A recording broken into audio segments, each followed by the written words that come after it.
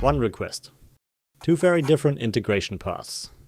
On the left, an agent calls a hand-wired weather API and gets billing back. On the right, a model context protocol client asks for tools, discovers the same capability, calls it, and gets the same answer. The API did not vanish. The extra layer changed who can discover the capability without new glue code. Same service.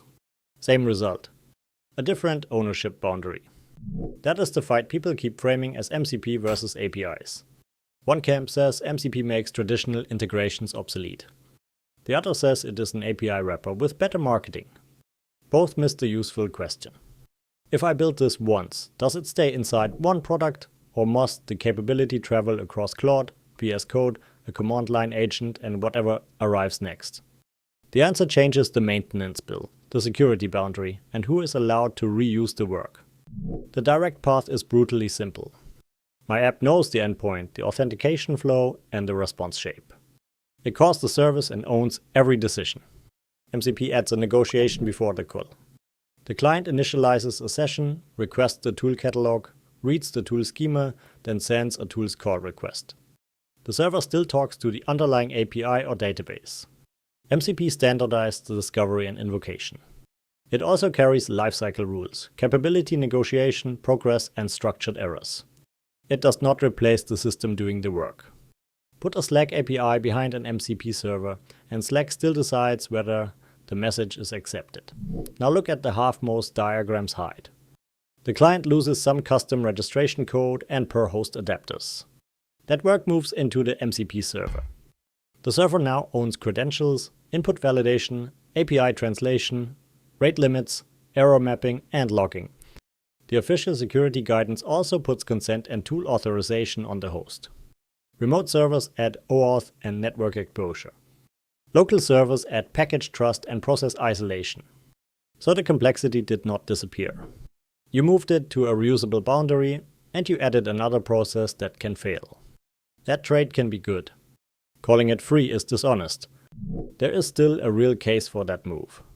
The official architecture uses one tool's list request for dynamic discovery, and servers can notify clients when that list changes. The server model standardizes three primitives: tools, resources, and prompts. And the official registry gives clients a common place to discover published servers. Those are not benchmark wins. They are interoperability receipts.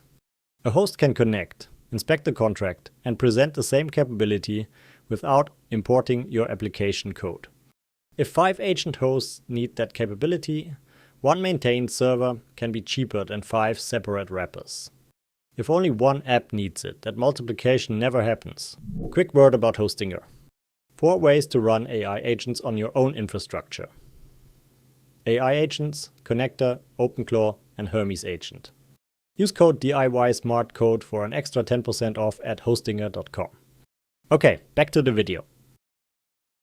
The strongest objection came from the comments under Google Cloud Tech's comparison. 568 people backed this line. A good OpenAPI document already tells an agent which operations exist, what the parameters are, and how the responses look. That is correct. For a well-described HTTP API inside a controlled application, OpenAPI plus direct tool calling can cover most of the visible benefit with fewer moving parts. It can even generate typed clients.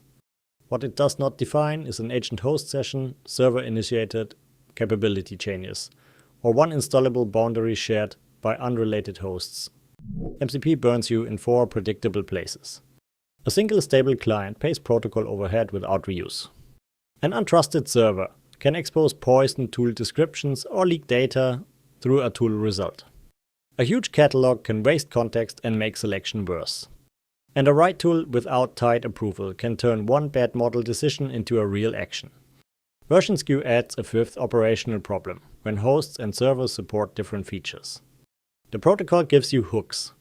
It does not operate them for you.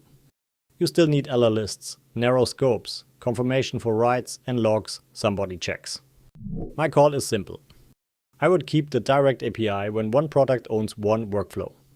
I would add MCP when the same capability must travel across multiple agent hosts, because portability is the part the API alone does not package. My threshold is 2 independent clients with a real reuse plan. Below that, the server is architecture tags. Above it, the boundary can pay for itself every time a new host connects. Are you building one integration or a capability other agents must discover?